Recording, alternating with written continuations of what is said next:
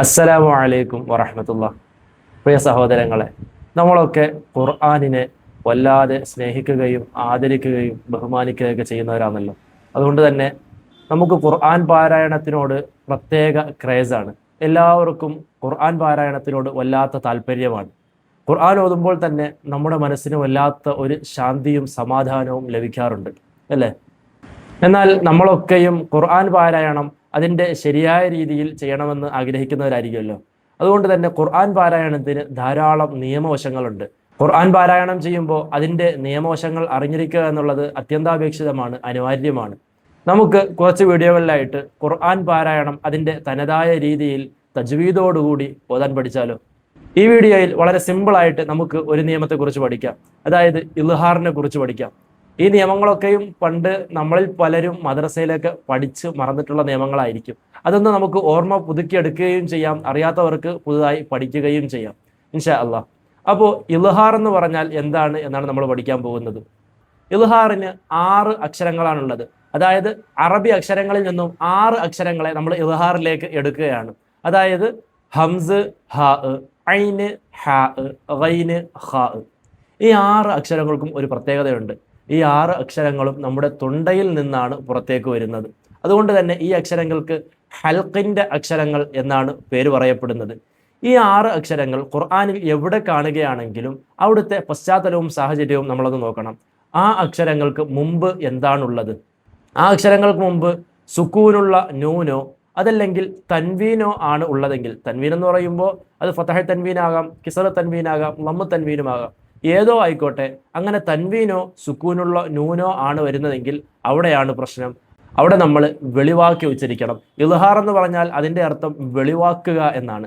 അതുകൊണ്ട് തന്നെ നമ്മളവിടെ കൃത്യമായി വെളിവാക്കിയാണ് ഉച്ചരിക്കേണ്ടുന്നത്. അവിടെ മണിക്കാനോ കൂട്ടിച്ചേർക്കാനോ പാടില്ല. നമ്മൾ ഉദാഹരണത്തിലേക്ക് കിടക്കാം. ഉദാഹരണം പറയുമ്പോൾ നിങ്ങൾക്ക് സിമ്പിളായിട്ട് കാര്യം മനസ്സിലാകും.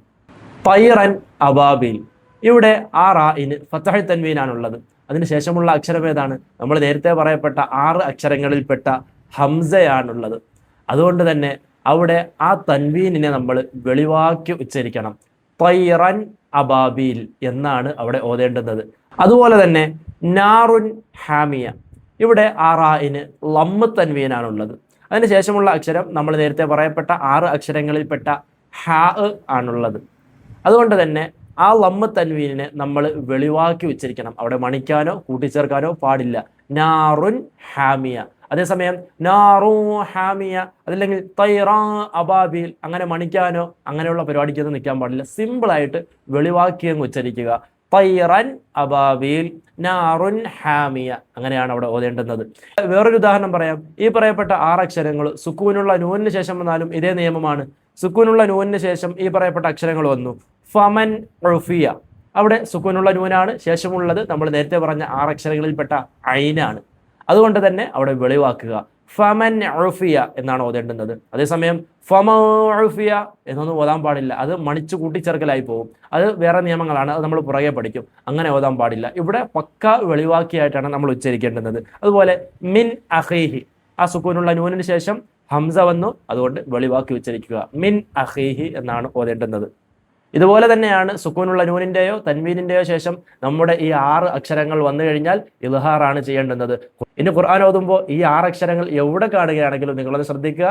അതിന് മുമ്പ് സുക്കൂനുള്ള നൂനോ തൻവീനോ ആണോ എന്ന് നോക്കുക. ആണെങ്കിൽ അവിടെ നമ്മൾ വെളിവാക്കി ഉച്ചരിക്കുക. വെളിവാക്കി ഉച്ചരിക്കുക എന്നുള്ളതാണ് നമ്മുടെ നിയമം, അഥവാ ഇൽഹാറാണ് നമ്മുടെ ഇന്ന് പഠിച്ചിട്ടുള്ള നിയമം. അപ്പോൾ ഇൻഷാ അല്ലാഹ് ഈ വീഡിയോ നിങ്ങൾക്ക് ഉപകാരപ്പെട്ടു എന്ന് ഞാൻ കരുതുന്നു. എന്തെങ്കിലും സംശയം ഉണ്ടെങ്കിൽ താഴെ നിങ്ങൾ കമൻറ്റ് ബോക്സിൽ ചോദിക്കുക. അതുപോലെ തന്നെ ഈ അറിവ് നിങ്ങൾ മാക്സിമം ആളുകളിലേക്ക് എത്തിക്കുക. നമ്മൾ കാരണം ഈ അറിവ് മറ്റൊരാൾ പഠിക്കുകയാണെങ്കിൽ അതിൻ്റെ ഒരു പ്രതിഫലവും നമുക്ക് ലഭിക്കുന്നതാണ്. നമ്മൾ കാരണം അള്ളാഹുവിൻ്റെ ഖുർആൻ മറ്റുള്ളവർ പഠിക്കുകയാണെങ്കിൽ അതിൻ്റെ പ്രതിഫലം വേറൊന്ന് തന്നെയാണ്. അപ്പോൾ ഇൻഷാ അല്ലാഹ് നിങ്ങൾ മാക്സിമം ആളുകളിലേക്ക് ഈ വീഡിയോ ഷെയർ ചെയ്യാനായിട്ട് ശ്രമിക്കുക. അള്ളാഹു തആല നമ്മുടെ എല്ലാ പ്രവർത്തനങ്ങളും സ്വീകരിക്കുമാറാകട്ടെ. അസ്സലാമു അലൈക്കും വറഹ്മത്തുള്ളാഹി വബറകാതുഹു.